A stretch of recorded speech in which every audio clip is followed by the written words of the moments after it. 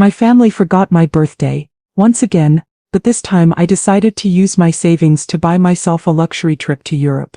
When I posted pictures, my Dil commented, "Nice, but when are you going to pay the rent?" When I returned it to the country, I did the unthinkable. Before we continue, I just want to say thank you for taking the time to hear my story.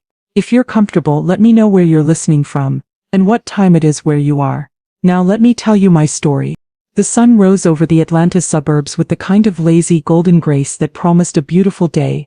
For most people in her quiet tree-lined neighborhood, Wednesday, September 17th, was just another hump day. For me, Brenda Jackson, it was a landmark, 58.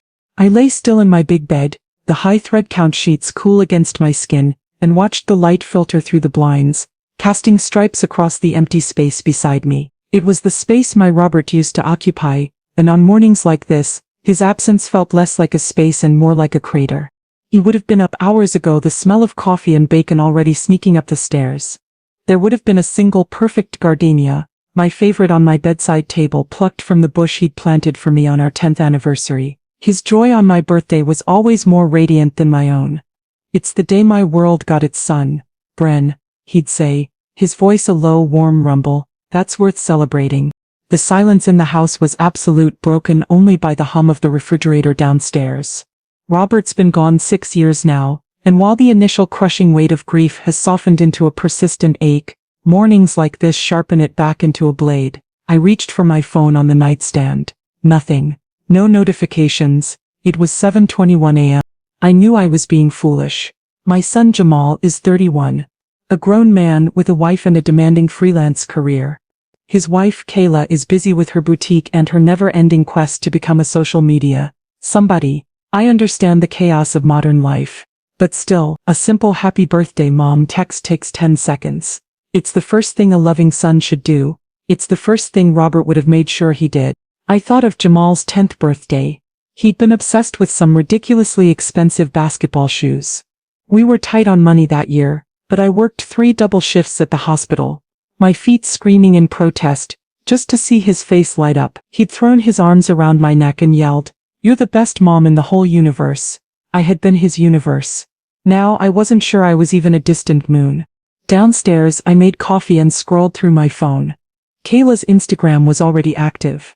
A video of 2 clinking mimosa glasses, captioned "Brunch Vibes with my boo," followed by a picture of her and Jamal at some trendy spot in Midtown. They were less than 30 minutes away, celebrating a random Wednesday, and they hadn't thought to call. A hot knot of resentment tightened in my stomach. They're young. They're busy. The excuses were worn thin from overuse. I had become invisible, a utility, the reliable foundation of their lives that they never had to look at, certain it would always be there to hold them up. The day crawled by.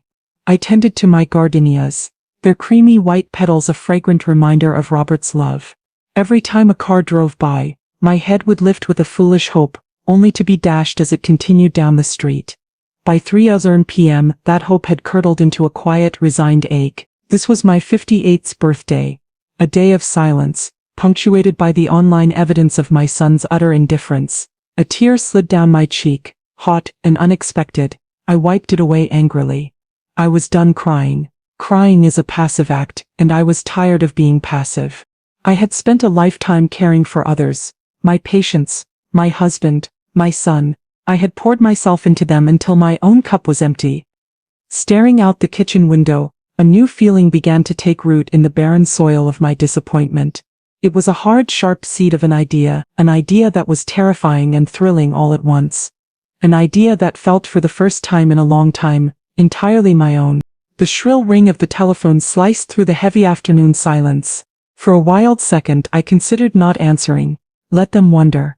But the conditioning of a lifetime is too strong. A mother always answers. My heart did a foolish, traitorous little flutter. Maybe he remembered. "Hello? Hey Mom, it's me."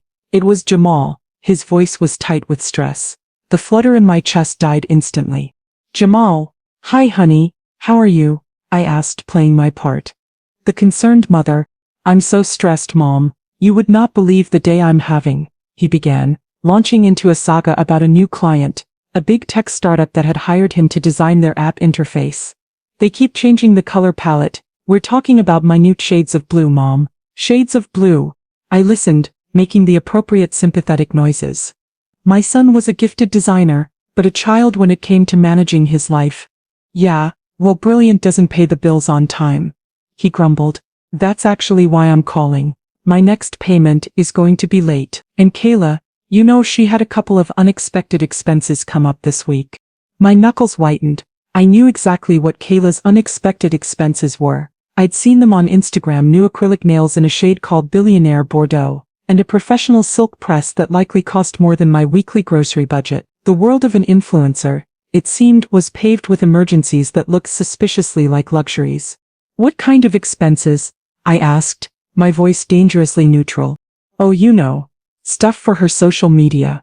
A new ring light, some new serum from that fancy place in Buckhead. She says it's an investment in her brand. An investment. I almost laughed. I thought of my own investments. The down payment on this house, Jamal's college fund, the emergency savings account that was now being treated as Kayla's beauty slush fund. Anyway, Jamal pressed on. I was hoping you could help us out. Could you maybe float us a couple hundred? I'll pay you back as soon as I get paid. I swear. The promise was so familiar, so empty, it was almost comical. The loans were never repaid. They were just absorbed into the void. This was my moment to say no. To ask him, do you have any idea what day it is today? The words formed in my mind, a perfect righteous sentence. But they wouldn't come out. The habit of giving, the deep instinctual need to ensure my child was cared for, was a powerful smothering force. Yes, Jamal, I heard myself say, the words of surrender. I'll transfer it now. Awesome, thanks Mom, you're the best. Seriously, a lifesaver, he chirped. Gotta run, the client is calling. Love you. The line went dead. He hadn't even waited for me to say it back. The dial tone was a monotonous, mocking hum. My invisibility was now complete. I had been erased. The confirmation was so absolute it broke something deep inside me. The part of me that always hoped, that always made excuses, finally shattered, and in its place something new, hard and unyielding began to form. I placed the phone back in its cradle with a slow, deliberate motion. You're a lifesaver. The words echoed. They weren't a compliment. They were a job description. I was not a mother, not a person, not Brenda. I was a function, a utility, a financial first responder for emergencies born of irresponsibility. A tremor started in my hands. It wasn't frailty, it was the hum of a high-voltage wire, a raw, furious energy coiling in my gut. The sadness hardened under the heat of my anger into something new and sharp, the kind of rage that doesn't scream but clarifies. I stood up and began to walk through my house, taking inventory. My eyes, now painfully open, saw everything differently. The faded floral sofa we were meant to replace 5 years ago before Jamal and Kayla needed help with a security deposit on an apartment with a rooftop pool. The Lenox china in the cabinet, reserved for special occasions that never seemed to justify its use. While I hosted every holiday on my everyday Corel, my home wasn't a gathering place. It was a free venue. My tour ended in my small home office. On the top shelf of the closet, tucked away, was a simple cardboard shoebox. Inside were dozens of travel brochures for Europe. The trip Robert and I had been planning for our 30th anniversary. He had been learning Italian from CDs, practicing phrases in the kitchen until I was weak with laughter. Mia cara, he would say, bowing dramatically. Il mio amore per te è vasto come l'oceano. My love for you is as vast as the ocean. The anniversary never came. The cancer did. The shoebox, once a symbol of a shared future, became a painful relic. Now my fingers trembled as I picked up a brochure for the Amalfi Coast, with its cliffside villages tumbling down to a sparkling turquoise sea. I sat at my desk and opened my laptop, navigating to my bank's website. There were my accounts, the general savings, constantly being drained for Jamal, and the other one, RBJ Legacy Fund, Robert's life insurance policy, sacred money, his final act of love to ensure I would never have to worry. I had never touched a dime. I stared at the number. What was security if you weren't living? Robert hadn't left me that money so I could sit alone in a quiet house waiting for a birthday call that never came. He had left it for me to live. I opened a new tab and typed luxury European tours. I clicked on the first one, a 14-day tour of Paris, Florence, and Rome. A Seine River cruise, a private tour of the Uffizi Gallery, a pasta-making class in Tuscany. The price was extravagant, irresponsible, selfish. The voice of ingrained maternal guilt screamed in my head. What about Jamal? This is reckless, Brenda. But another voice, a new one, quiet but clear as a church bell, cut through the noise. What about you? My finger hovered over the book now button. I thought of Jamal's oblivious voice, of Kayla's smug entitlement, of the long silent hours of my birthday. I thought of Robert's booming laughter and his terrible Italian. I clicked the button. A form appeared. I filled it all in, my movements swift and sure. Then the payment page. I selected the RBJ Legacy Fund. My hand shook as I typed in the account number. With a deep, shuddering breath, the first real breath I'd taken all day, I clicked Confirm Purchase. A confirmation page loaded, bright and cheerful. Congratulations, Brenda. You're going to Europe. An email pinged in my inbox. The subject line. Your Parisian dream awaits. I leaned back in my chair, the tremor in my hands finally still. The rage had subsided, the sadness had retreated. In their place was a terrifying, exhilarating and utterly magnificent sense of freedom. The foundation hadn't just cracked. I had taken a sledgehammer to it myself, and I couldn't wait to see what grew in the ruins. The 3 days before I left were a blur of methodical activity. I moved through my house with the focused energy of a woman on a mission. I packed my suitcase with clothes I'd bought in a whirlwind shopping trip, items chosen not for practicality but because I liked them. A scarlet silk blouse, a pair of stylish loafers, a small, elegant leather-bound journal. With each task completed, I felt another cord to my old self fray and snap. On the morning of my departure, I woke before dawn. I had booked a car service, another delicious extravagance. As I waited, I stood in my living room, my carry-on at my feet, the faded floral sofa, the scuffed coffee table, the silent phone. They all seemed like relics from another woman's life, a life of waiting. Hartsfield Jackson was a thrumming hive of humanity. The anonymity was a balm. Here I was not a mother, a nurse, or a widow. I was a traveler.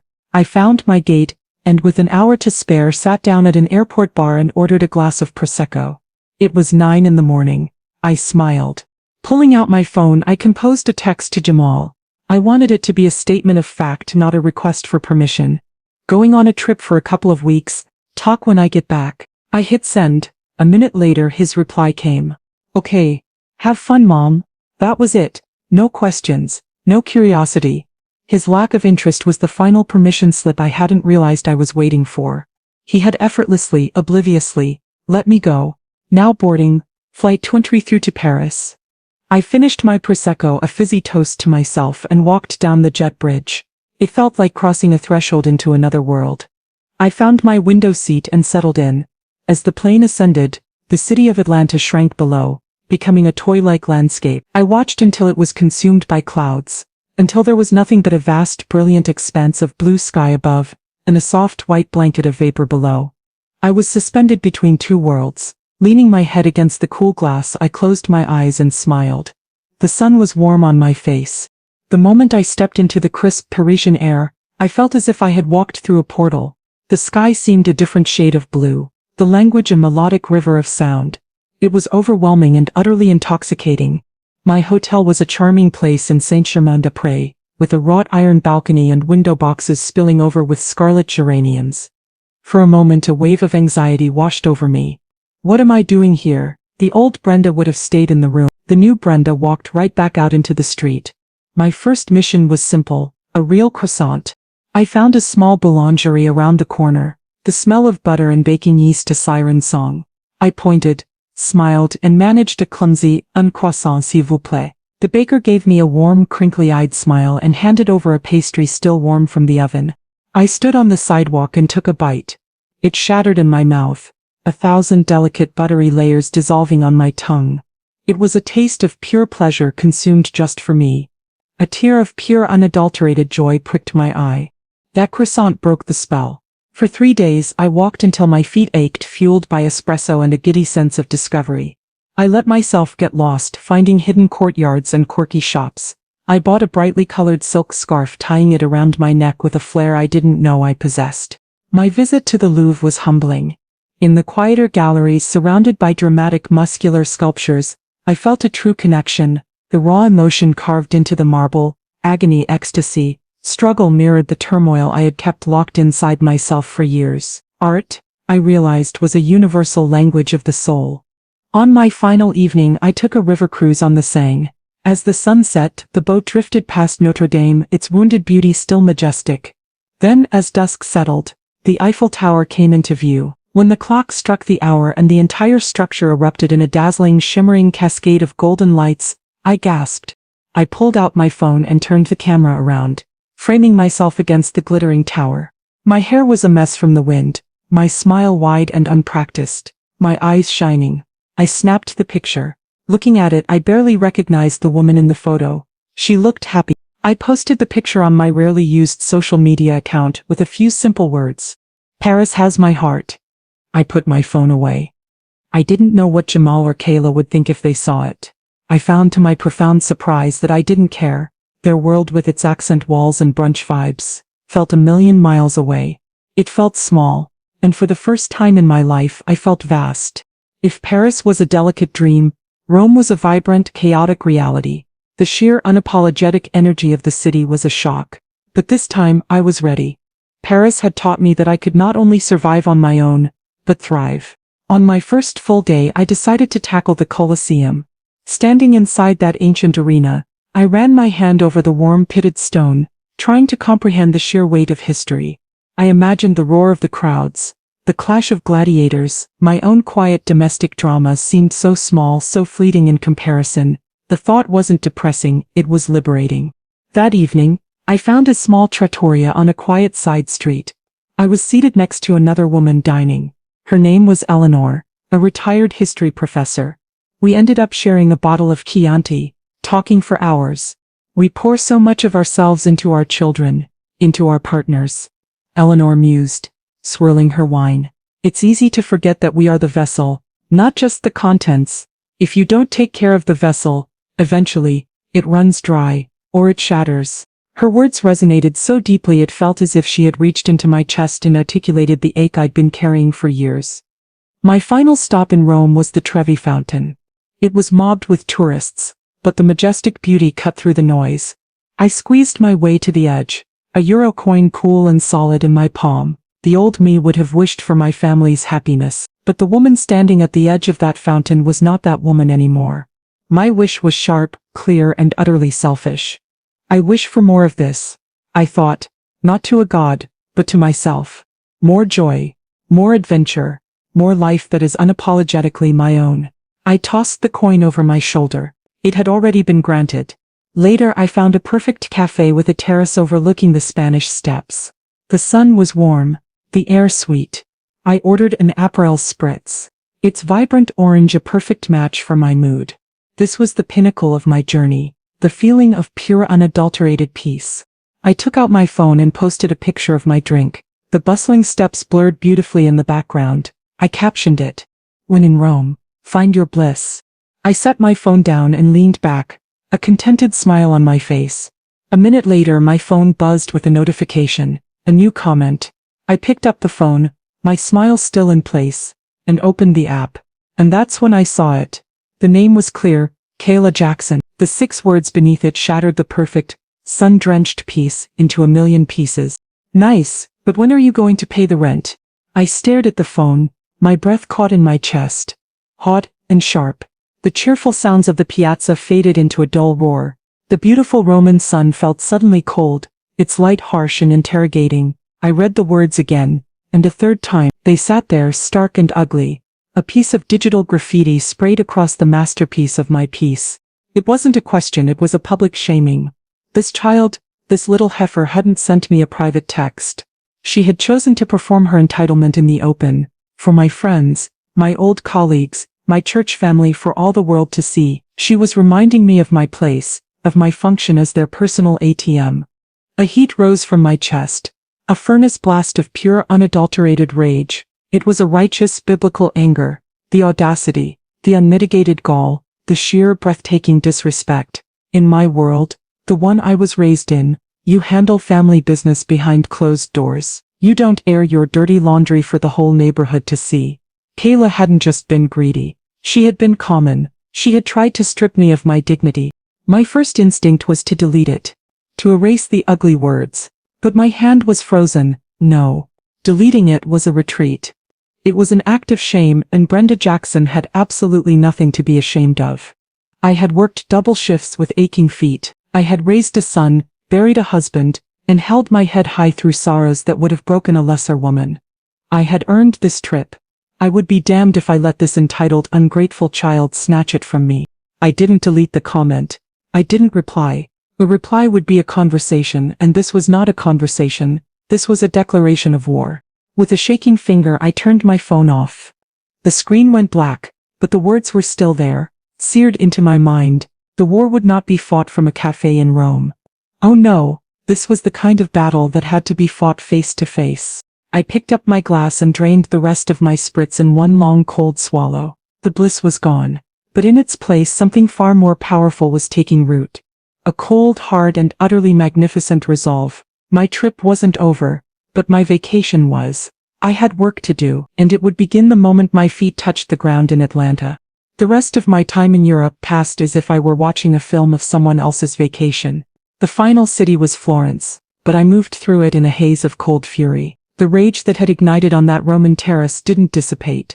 It cooled and solidified, hardening into something dense and heavy in my chest, like a block of granite. It fueled me. I walked through the Uffizi Gallery and stood before Botticelli's Birth of Venus. I saw not her serene beauty, but the defiant set of her jaw. I saw a woman emerging from the chaos of the sea, whole and complete in herself, unbothered by the winds trying to blow her off course. I felt a kinship with her. Kayla's comment festered. The thought of my church friends of Mother Franklin from the usher board seeing those words made my blood boil. This was a fight I needed to walk into alone. I needed my own anger, pure and undiluted. It would be my armor. On the long flight home, suspended in the dark over the Atlantic, I didn't watch a movie. I pulled out my leather journal and began to write. Not about Paris or Rome, but about numbers. The rent, $2,500 a month. For 3 years. The math was staggering, $90,000. My hand paused. The reality sinking in. $90,000 I had poured into an apartment I didn't live in, for a lifestyle I didn't approve of, for 2 people who couldn't be bothered to remember my birthday.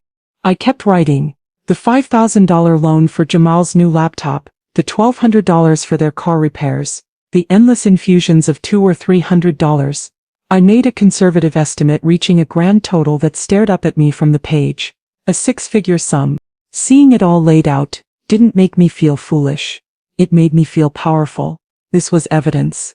It was the closing argument in the case of Brenda Jackson versus her own self-neglect. And the verdict was in. Guilty. Guilty of loving my son so much I had forgotten to love myself. Guilty of confusing financial support with emotional love. But the sentence wasn't despair. The sentence was freedom. As the plane began its descent into Atlanta, the city lights spreading out below like a carpet of scattered diamonds, I closed my journal. The plan was fully formed in my mind, sharp and clear. There would be no yelling, no tears. That was Kayla's style. Mine would be quiet, methodical, and absolutely devastating. The wheels of the plane touched down with a satisfying definitive thud. I was home. The woman who had left 2 weeks ago, uncertain and hopeful, was gone. In her place was a woman who knew her own worth. A queen who had briefly abdicated her throne and was now returning to reclaim it, and heaven help anyone who stood in her way. The Brenda Jackson who walked through the international arrivals terminal at Hartsfield-Jackson was a different woman from the one who had departed 2 weeks prior. The change was not in her clothes or the European brand of her duty-free shopping bag. It was in her carriage. She walked with a straight-backed, unhurried purpose, her eyes sweeping over the crowds without searching for a familiar face, because she knew no one was there for her, and for the first time that fact didn't ache. It was simply a fact. The Atlanta air, thick with the humid, pine-scented perfume of home, felt heavy after the crispness of Europe. I took a deep breath. It was the air of reality, the air of the battlefield.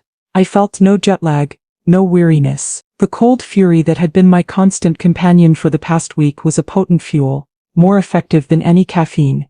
I bypassed the long snaking taxi line and summoned a rideshare, another small, efficient choice that was about control, not extravagance.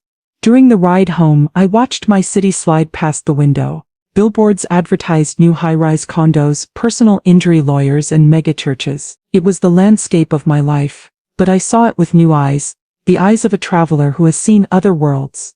I felt a strange detachment, as if I was a tourist in my own life, which I supposed was true. I was here to assess the situation and make some significant changes to the local governance. My house was just as I'd left it, quiet, still and impeccably clean. As I unlocked the front door and stepped inside, the silence that greeted me was different. Before it had been the silence of loneliness. Now it was the silence of sovereignty. This was my space, my sanctuary, my kingdom. I dropped my bags in the foyer. Unpacking could wait. Housework could wait. I walked through the rooms, touching the back of the faded floral sofa, running a finger along the dust-free surface of the china cabinet. These were no longer symbols of my sacrifice. They were just things I had paid for, things I owned, things I could change, or keep or set on fire in the front yard if I so chose. The thought made a small dangerous smile play on my lips. That night, I didn't order a pizza or eat a sad microwaved meal. I made myself a simple, elegant dinner of pan-seared salmon with asparagus and lemon. I poured myself a glass of good Chardonnay, put on a record, Etta James, and ate at my dining room table, alone. The rich, soulful power of Etta's voice filled the quiet house. I'd rather go blind, boy, than to see you walk away from me. The song used to make me think of Robert. Tonight it made me think of myself.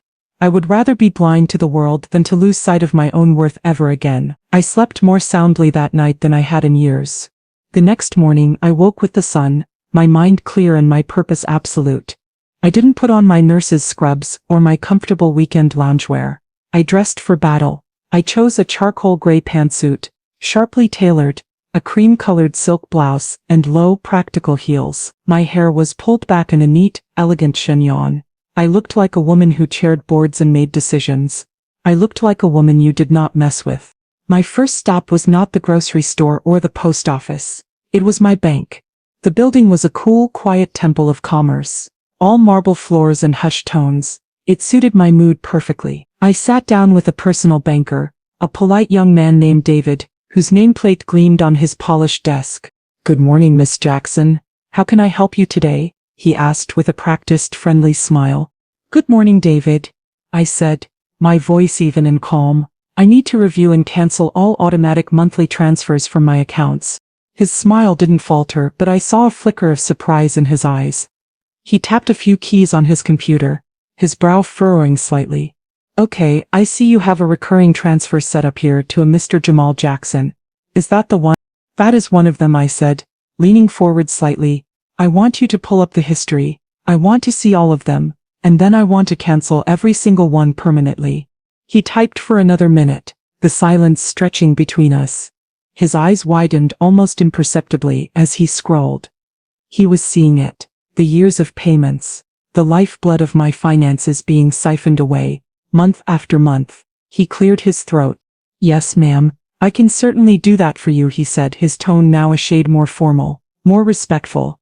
He printed out a form and swiveled it around for me to sign. I picked up the pen. My hand was as steady as a surgeon's. I signed my name, the ink a dark definitive slash on the crisp white paper.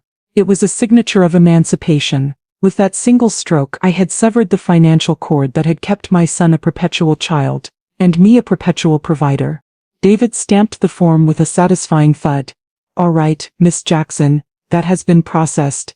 The automatic transfers have been cancelled, effective immediately." "Thank you, David," I said, standing up and smoothing the front of my jacket. "You've been very helpful." I walked out of the bank and into the bright Georgia sunshine. I felt 10 pounds lighter. The air smelled cleaner. The first most critical phase of my plan was complete. The supply line had been cut. Now it was time to inform the dependents that their benefactor had abdicated. I sat in my car in the bank's parking lot for a full 10 minutes, the official paperwork confirming the cancellation resting on the passenger seat like a sacred text. I didn't feel giddy. I didn't feel triumphant. I felt a profound and unsettling calm, the kind of calm that comes after a storm has passed, and you are left to survey the wreckage and begin the work of rebuilding. I was the storm, and the rebuilding was about to begin. I took out my phone, its screen cool and impassive. My hands were steady as I scrolled to Jamal's contact information. My thumb hovered over the call button. I took one deep centering breath, just as I used to do before walking into a critical patient's room. I had rehearsed this. My voice had to be a perfect instrument, calm, firm, and entirely devoid of emotion. No anger to give Kayla the satisfaction of a fight. No sadness to give Jamal a weakness to exploit. This was business. I pressed the button. It rang once, twice. "Hey Mom, what's up?" His voice was casual, distracted. I could hear the faint rhythmic clicking of a keyboard in the background. He was working or playing a game. With him it was hard to tell the difference. "Jamal, it's me," I said, my voice lower than usual, measured. "I'm back in town." There was a pause, and the clicking stopped. "Oh, hey, welcome back," he said, a note of genuine surprise in his tone. "Wow, cool. How was the trip? Was it amazing?" Here was the first test. The old me would have gushed, sharing anecdotes about Paris, telling him what he'd missed. It was an instinct to share my life with him, to draw him in. I suppressed it with practiced ease. The trip was mine. He had forfeited his right to hear about it. "We can talk about that later," I said, my tone shutting down that line of conversation completely. "I need to come over to your apartment tonight. I want to discuss the rent situation that Kayla brought to my attention." I used her name, like a key unlocking the true purpose of the call. I watched my reflection in the rearview mirror. My face was a mask of placid neutrality. The shift on his end of the line was immediate and palpable. The casual warmth in his voice evaporated, replaced by a nervous, slightly flustered energy. "Oh," he said. The word was small, packed with assumption. He thought he knew exactly what this was about. His mother had seen the comment, felt the guilt and was coming, check in hand to make things right. "Hold on a sec, Mom." The phone was muffled, but I had the ears of a nurse who could hear a whispered complaint from across a noisy ward. I could hear his voice, distant but clear, talking to Kayla. "It's Mom, she's back. She saw your comment. Yeah, she wants to come over tonight to talk about the rent." Then I heard Kayla's voice, sharp and triumphant. "See? I told you that would work. What did I tell you? About time. Make sure she knows we need it by the 1st. My grip on the steering wheel tightened, but my expression remained unchanged. The confirmation of their shallow, manipulative worldview didn't anger me. It simply armed me. "Thank you, Kayla," I thought. "You just handed me my opening statement." Jamal came back on the line, his voice now laced with a false, cheerful efficiency. "Yeah, Mom, tonight is totally fine. We're free. Kayla says around 7 would be perfect. That work for you?" "7 is fine," I said. "I'll see you then." I ended the call. I didn't say "I love you." He hadn't said it either. It was a transactional call, and the transaction was nearly complete. I drove home, a grim satisfaction settling over me. The trap was set. They had taken the bait with a greedy, predictable snap. They were expecting their meek, apologetic cash machine to arrive on their doorstep. They were preparing for a negotiation where they held all the power. They were about to be very, very surprised. The rest of the afternoon was spent in methodical preparation. I went to my office and took the leather-bound journal from my trip out of my carry-on bag. I turned to the pages where I had done the accounting of my generosity. Then I sat at my computer and did something I hadn't done in years. I printed out the last 3 years of my bank statements, highlighting every single transfer made to Jamal Jackson. The stack of paper was thick, nearly an inch high. It was a damning, undeniable record of their dependency and my complicity. I placed the journal and the stack of statements into a sleek, professional-looking black folder. This was my evidence. My case file. As 7 o'clock approached, I got ready. I didn't change out of my power suit. I simply reapplied my lipstick, a deep, no-nonsense shade of burgundy called Vengeance. I looked at myself in the mirror. There were no traces of the heartbroken woman who had wept on her birthday. There were no signs of the joyous tourist who had marveled at the Eiffel Tower. The woman looking back at me was a stranger, and she was magnificent. She was Brenda Jackson, head nurse, retired. She was Brenda Jackson, CEO, president, and sole shareholder of Brenda Jackson LLC, and she was on her way to liquidate a bad investment. The drive to their midtown apartment was like a journey into another country.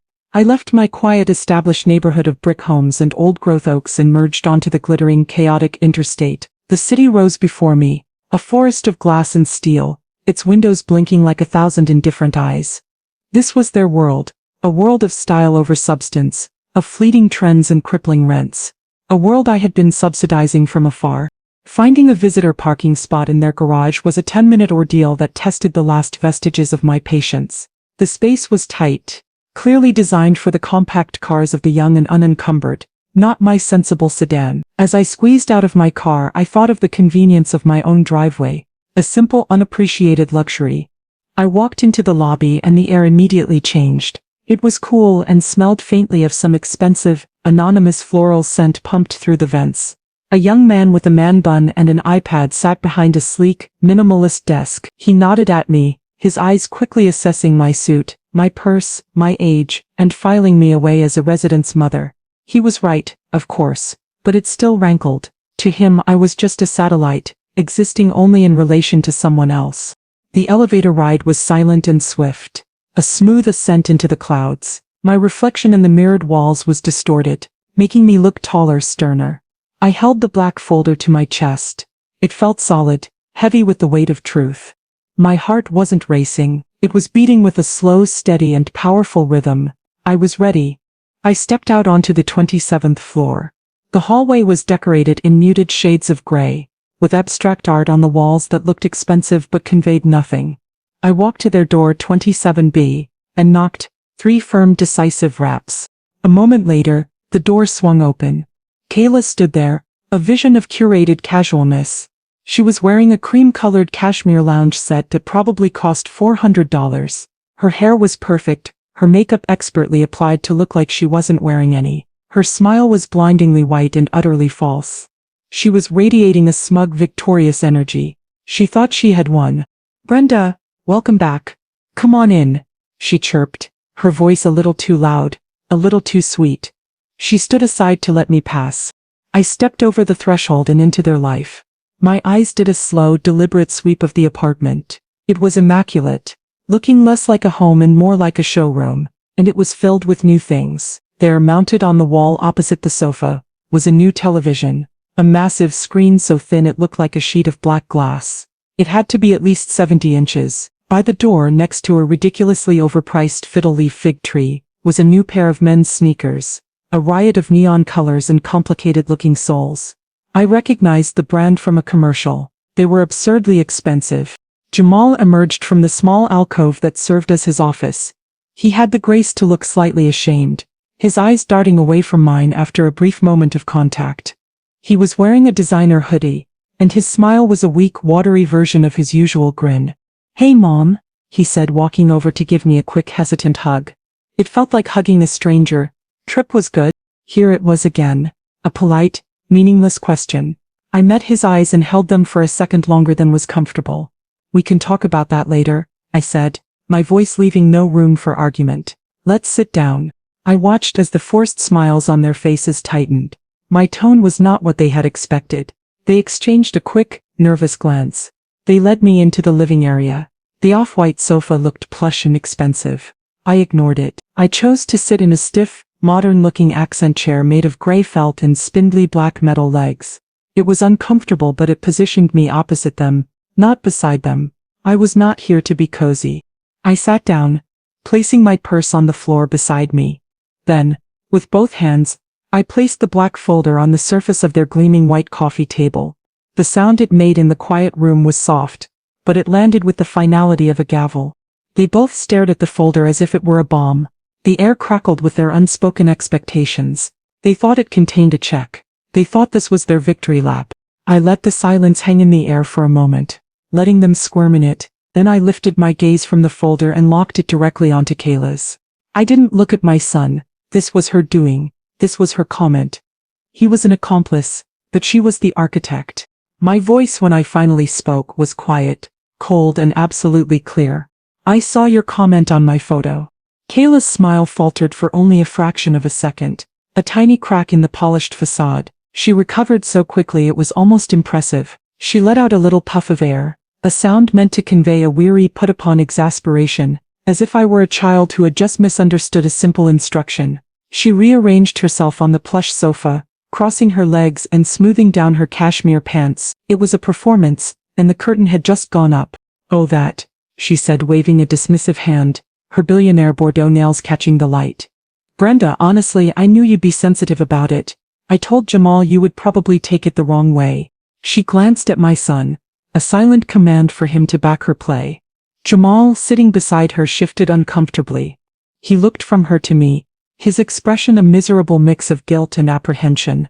Mom, she didn't mean it like that, he mumbled, his voice so low I could barely hear him. He was looking at the expensive rug, not at me. I remained silent. I didn't nod, I didn't argue, I didn't give her anything. I just watched her, my gaze steady and unwavering. My silence was a vacuum, and Kayla, who thrived on drama and attention, rushed to fill it. You have to understand the pressure I'm under, she began, her tone shifting into one of practiced victimhood. She leaned forward, her hands clasped together as if in prayer.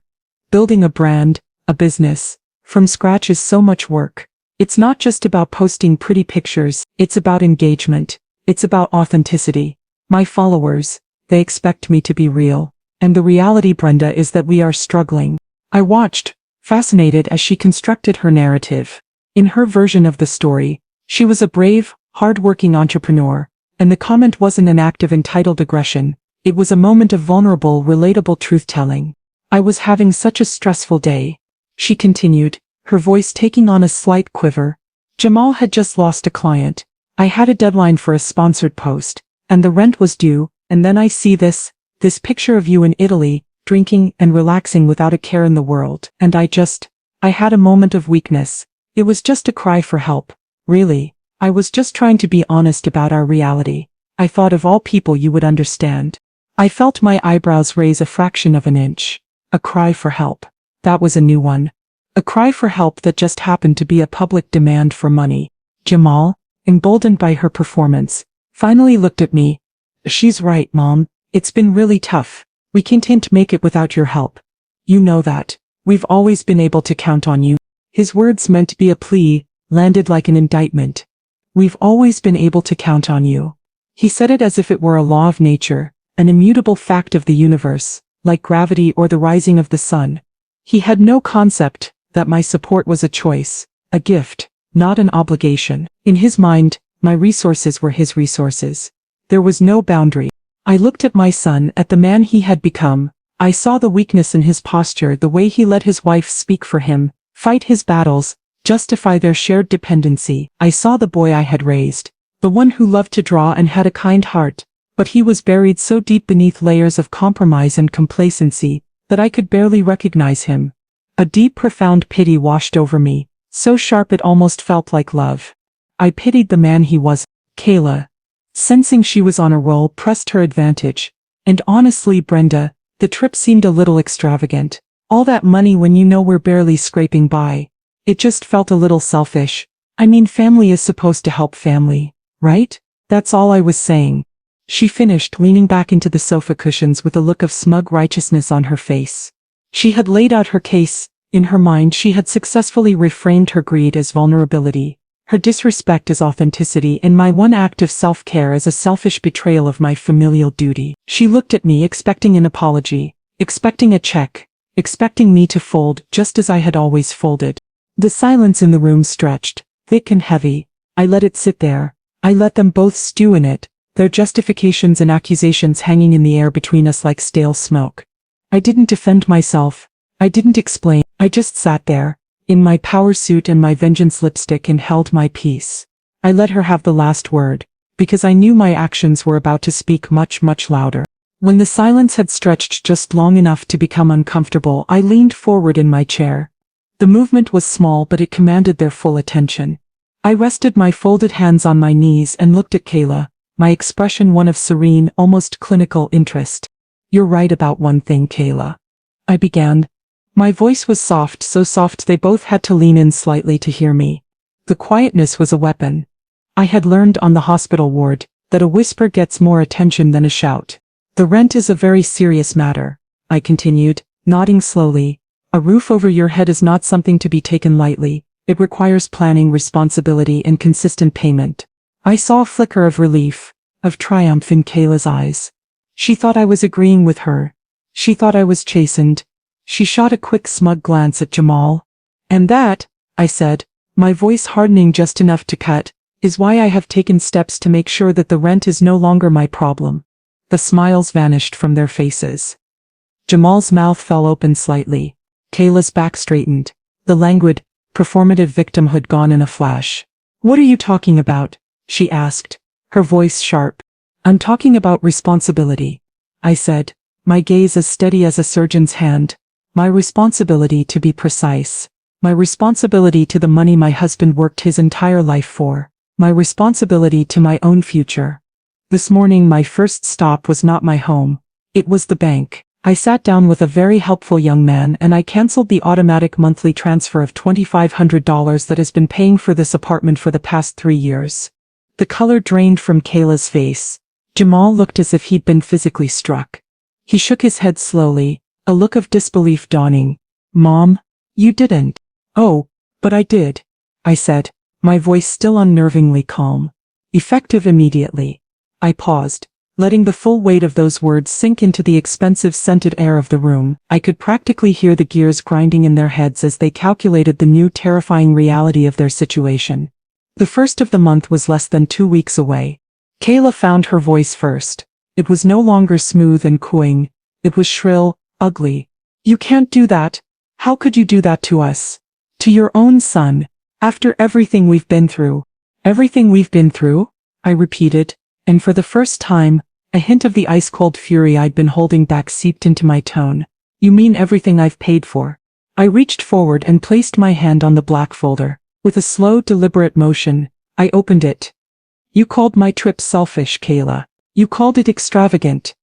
Let's talk about what's extravagant. I slid the thick stack of highlighted bank statements across the glossy white coffee table. The papers fanned out slightly, a damning paper trail of their dependency. This, I said, my voice ringing with the clarity of a bell, is the last 3 years.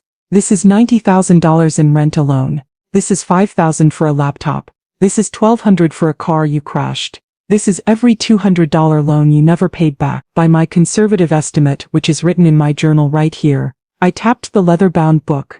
I have given you over $115,000 in the last 36 months. They stared at the papers, speechless. The numbers were undeniable, stark in yellow highlighter. My trip to Europe, I continued, my voice dropping again to that quiet, lethal tone. The trip you felt was so irresponsible. Cost me less than 3 months of what I have been paying for you to live in this apartment. It cost me less than 3 months of rent on a home that is not mine, for a lifestyle I do not lead, for a family that couldn't be bothered to call me on my birthday. I stood up. The movement felt powerful, final. I looked down at my son whose face was buried in his hands. I looked at his wife, whose face was a mask of pure sputtering rage. She looked like a spoiled child who had just been told no for the first time in her life. So you are correct, Kayla. Family is supposed to help family. And my help is now at an end. My final gift to you both is the gift of responsibility. You are on your own now. I picked up my purse. I left the folder on the table. Let them look at it. Let them count the cost of their disrespect. I walked to the door, my heels clicking decisively on the floor. I did not look back. I opened the door, stepped out into the hallway, and pulled it shut behind me. The soft click of the latch echoing like the closing of a vault. The elevator ride down felt infinitely longer than the ride up. I didn't look at my own reflection in the mirrored walls this time. I kept my eyes fixed on the descending floor numbers, each one a step further away from the life I had just detonated. My hands were trembling, a fine high-frequency tremor that betrayed the adrenaline thrumming through my veins. It wasn't the shaking of fear or regret, it was the aftershock of a seismic event. As I walked through the sleek impersonal lobby, the young man at the desk didn't look up from his iPad. To him I was just a mother leaving her son's apartment. He had no idea he had just witnessed a revolution. The drive back to my neighborhood was a strange, surreal journey. The glittering lights of Midtown, which had seemed so imposing on my way in, now looked fragile, almost pathetic. They were a facade, a beautiful, expensive illusion of success that I now knew was built on a foundation of my money and my silence. My quiet, tree-lined street welcomed me back like a comforting embrace. The old oaks stood as silent witnesses to my return, their branches reaching toward the night sky like steady, supportive arms. When I stepped back into my own home, the silence was profound. It was the sound of a battle won. I locked the deadbolt, the metallic clack echoing the finality of the latch clicking shut at their apartment. It was over. I didn't pour a celebratory glass of wine. I didn't feel like celebrating. I felt hollowed out, drained. The righteous anger that had propelled me through the last week had burned itself out, leaving behind a strange and quiet ache. This was a victory, but it was a victory over my own child. There was a deep, sorrowful irony in that. I had given birth to him, and tonight I had cut him loose. It was necessary, but it was not painless. I went into the kitchen and put the kettle on for a cup of chamomile tea. As I waited for the water to boil, I leaned against the counter and finally allowed myself to feel the full weight of what I had done. A single hot tear traced a path down my cheek. It wasn't a tear of regret, but of mourning. I was mourning the son I thought I had, and the mother I used to be. That woman was gone forever, and I wasn't yet sure I was comfortable with the one who had taken her place. Just as the kettle began to whistle, my phone, which I had placed on the kitchen counter, began to buzz. It vibrated against the granite with a furious insect-like persistence. I looked at the screen, a wall of notifications. It started with Kayla, a rapid-fire barrage of texts, each one a new shade of vitriol. How could you do this to us? You are a cruel, selfish old woman. Jamal is devastated. I hope you're happy. You will regret this. Don't you ever expect to hear from us again. I'm telling everyone what you did. Everyone. The messages were a toxic sludge of blame, threats, and self-pity.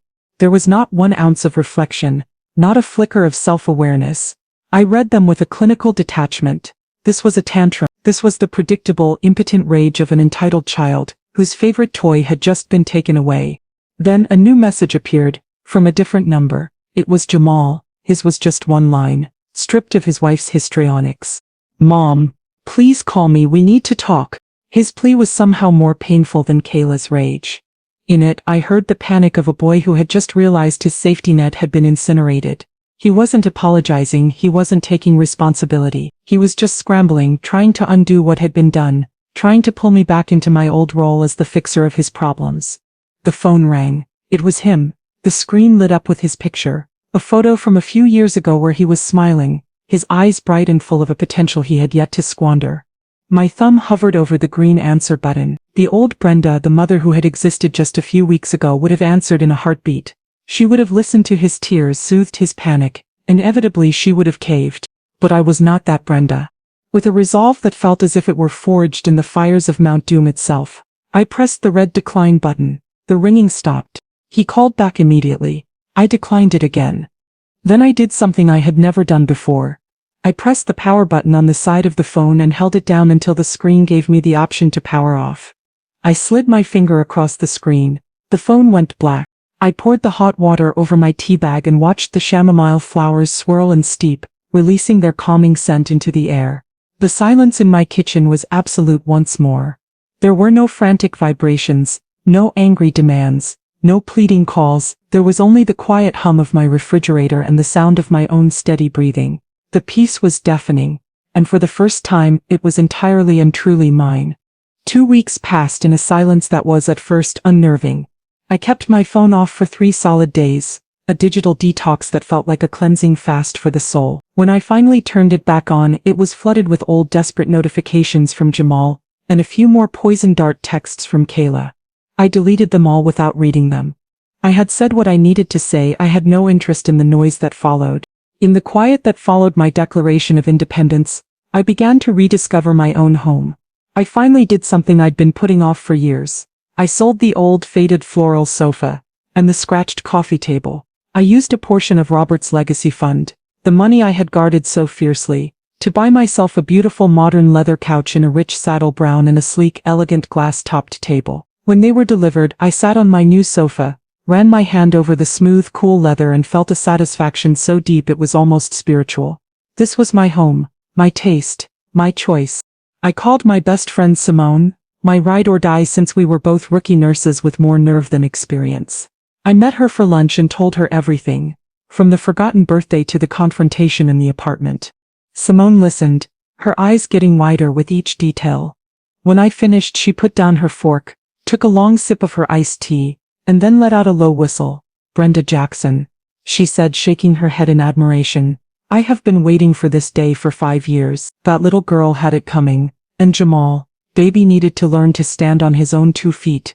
A mother bird's got to push the chick out of the nest sometime, even if he's a 31-year-old baby bird with a mortgage he can't afford. Her words, blunt and true, were a balm. I know, I said, a real smile touching my lips. It was just harder than I ever imagined. Of course it was, honey. she said, reaching across the table to squeeze my hand. But look at you, you look lighter. Like you've put down a heavy bag you've been carrying for too long. She was right. I did feel lighter. I started spending my evenings planning my next trip. I bought a guidebook for Costa Rica, mesmerized by pictures of lush rainforests and volcanic hot springs. The world felt open to me in a way it never had before. My life was no longer a holding pattern of waiting for my son to need me. It was a departure board filled with exciting new destinations. Then one evening, as I was looking up eco-lodges online, my phone rang. It was a Tuesday night, exactly 2 weeks after the reckoning. The screen lit up with Jamal's picture. My first instinct was to ignore it, the same way I had for the past 14 days. But something made me pause. It wasn't a frantic double call. It was just one. I let it ring, my heart a slow, cautious drum against my ribs. It went to voicemail. I waited. A minute later, a notification popped up for a new voicemail. I hesitated, then pressed play, holding the phone to my ear. Mom. Hey, it's me. His voice was different. The panicked, demanding edge was gone. The casual, thoughtless tone was gone. It was quiet, subdued, and it sounded tired. Listen, I know you probably don't want to hear from me, I get it. I wanted to tell you something. I took a job, a real one, full-time, at an ad agency downtown, with a salary, and benefits. He paused and I could hear him take a shaky breath. It's not as glamorous as freelance, but it's stable. It's a start. Anyway, that's not why I called.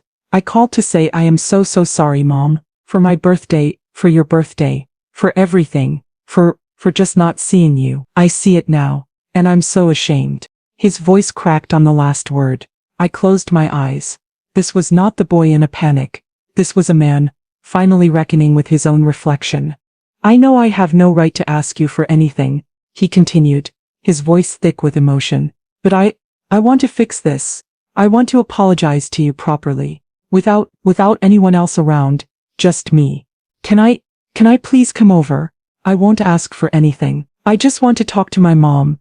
The message ended. I stood in my silent kitchen, the sound of his strained, humbled voice hanging in the air. The plea was different.